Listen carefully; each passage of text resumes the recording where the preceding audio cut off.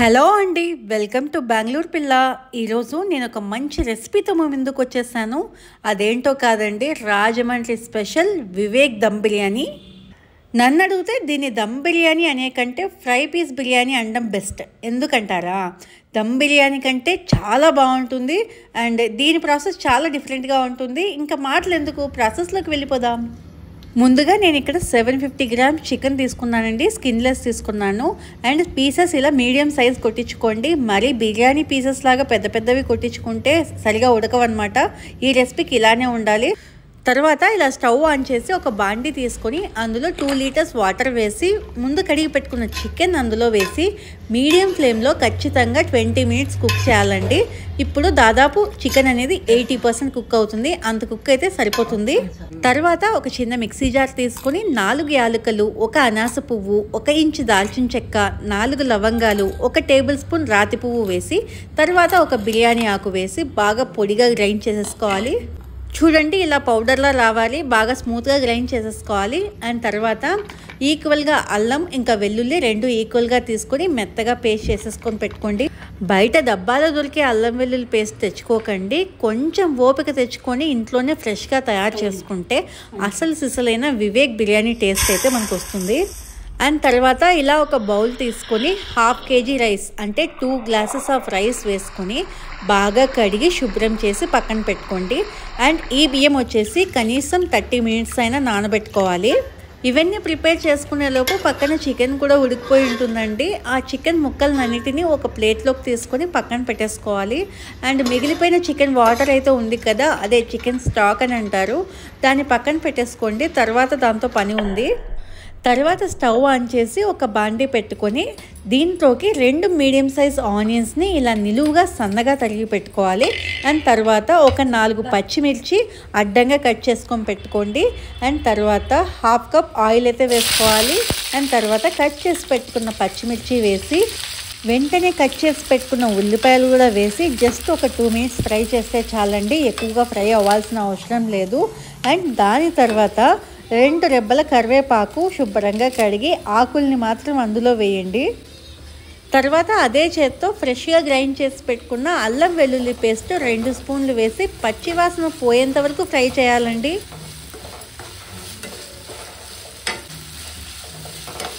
తర్వాత ముందుగా 80% ఉడికించి పెట్టుకున్నాం కదా, అదే చికెన్ని వేసి బాగా ఫ్రై చేసేసుకోవాలి. ఈ ప్రాసెస్ మొత్తాన్ని మీడియం ఫ్లేమ్లోనే చేసుకోవాలండి. పొరపాటున హై ఫ్లేమ్ పెడితే మాత్రం మొత్తం మాడిపోతుంది, మొత్తం చేదు వచ్చేస్తుంది. ఆ తర్వాత 1/2 టీ స్పూన్ పసుపు వేసి పచ్చివాసన పోయేలాగా ఫ్రై చేసుకోవాలి. తర్వాత 1 టీ స్పూన్ సాల్ట్ అలాగే 2 స్పూన్ల కారం వేసుకోవాలి. తర్వాత మళ్ళీ మంచిగా ఫ్రై చేసుకోండి. ఈ ప్రాసెస్ మొత్తం కలయబెట్టుకునేది ఉంటుంది. అలా చేస్తేనే ప్రతి ఇంగ్రీడియంట్ అనేది ముక్కకు పడుతుంది అనమాట. నెక్స్ట్ 1 టీ స్పూన్ ధనియా పౌడర్ అలాగే 1/2 స్పూన్ జీలకర్ర పొడి వేసుకొని మళ్ళీ ఫ్రై చేసుకోండి.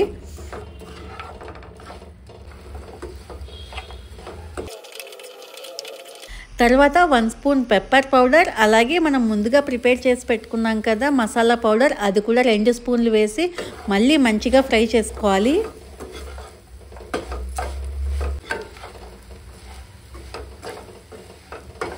తర్వాత ఒక 3 రెబ్బల కరివేపాకు మళ్ళీ వేసుకోవాలి.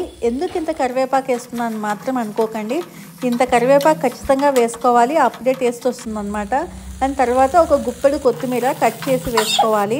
అదే చేత్తో ఒక గుప్పెడు కసూరి మేతి ఇలా చేత్తో మెత్తగా నలుపుకొని వేసుకోవాలి. ఫైనల్గా అన్నీ మిక్స్ చేసుకోవాలండి.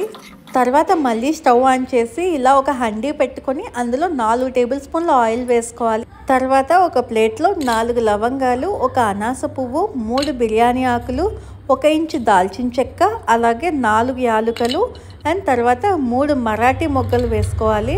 వీటితో పాటు 2 టేబుల్ స్పూన్ల కసూరి మేతిని కూడా తీసుకోవాలి. వీటినన్నిటినీ ఈ ఆయిల్లో వేసి జస్ట్ ఒక 30 సెకండ్స్ ఫ్రై చేస్తే చాలండి. ఆ తర్వాత 4 మీడియం సైజు ఉల్లిపాయల్ని ఇలా సన్నగా పొడువుగా కట్ చేసుకొని ఖచ్చితంగా 3 మినిట్స్ పాటు ఫ్రై చేసుకోవాలి. తర్వాత 1 టీ స్పూన్ అల్లం వెల్లుల్లి పేస్ట్ వేసి పచ్చివాసన పోయేంత వరకు ఫ్రై చేసుకోవాలి. తర్వాత గుప్పెడు కొత్తిమీర అలాగే గుప్పెడు పుదీనా ఆకులు వేసుకోవాలి. వాటితో పాటు ఒక 5 చీల్చిన పచ్చిమిర్చి కూడా వేసుకోవాలి. ఇవన్నీ కూడా మంచిగా ఫ్రై చేసుకోవాలండి 1 మినిట్ పాటు. తర్వాత ఒక పావు కప్పు పెరుగు వేసుకోవాలి. పెరుగులో ఉన్న నీరంతా పోయేంత వరకు మంచిగా కుక్ చేసుకోవాలండి. తర్వాత రుచికి తగినంత ఉప్పు వేసుకొని ముందుగా పెట్టుకున్న చికెన్ స్టాక్ అయితే ఉంది కదండి, అదొక 3½ గ్లాస్ వేసి బాగా మరిగించుకోవాలి. తర్వాత ఎసురు మరుగుతున్నప్పుడు ఒక జాజికాయని ఇలా సన్నగా తురుక్కొని ఒక పావు టీ స్పూన్ వేసుకోండి. అండ్ తర్వాత కొన్ని పుదీనా ఆకులు అలాగే కొన్ని కొత్తిమీర ఆకులు కూడా వేసుకొని మంచిగా కలవబెట్టుకోండి. తర్వాత సగం చెక్క నిమ్మకాయ రసం కూడా పిండుకోండి. ఆ తర్వాత ముందుగా కడిగి పెట్టుకున్న బియ్యం అయితే ఉన్నాయి కదా, అవన్నీ వేసుకొని మంచిగా కుక్ చేసుకోవాలి. ఈ మాత్రం ఎసురు ఉన్నప్పుడు ఈ స్టేజ్లో మనం కొన్ని పుదీనా ఆకులు అలాగే కొంచెం కొత్తిమీర ఆకులు వేసుకొని మూత పెట్టుకొని 1 మినిట్ పాటు చక్కగా మగ్గించుకోవాలి. అంతేనండి. తర్వాత మూత తీసి చూస్తే చక్కగా కుక్ అయిపోయి ఉంటుంది. ఇప్పుడు మనం ముందుగా ఫ్రై చేసి పెట్టుకున్నాం కదా, ఆ చికెన్ మొత్తాన్ని ఈ రైస్ మీద పెట్టేసి ఒక 10 మినిట్స్ పాటు వదిలేస్తే ఆ చికెన్ ఫ్లేవర్ అంతా కూడా ఆ రైస్కి పడుతుందన్నమాట. అప్పుడు మనకు ఒరిజినల్ వివేక్ బిర్యానీ టేస్ట్ అయితే తెలుస్తుంది. ఖచ్చితంగా 10 నిమిషాల తర్వాత మూత ఓపెన్ చేసి ముక్కల్ని పక్క జరిపి ఫస్ట్ ప్లేట్లోకి రైస్ సర్వ్ చేసుకోండి. ఆ తర్వాత టాపింగ్గా చికెన్ పెట్టేసుకోండి. అంతేనండి, వేడి వేడి ఫ్రై పీస్ బిర్యానీ రెడీ.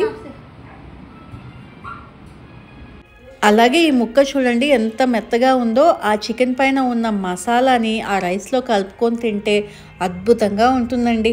ఇంత మంచి రెసిపీ చూపించాను కదా, ఇంకా మీరు లైక్ చేసి షేర్ చేసి అలాగే నా ఛానల్ని సబ్స్క్రైబ్ అయితే చేసుకోండి.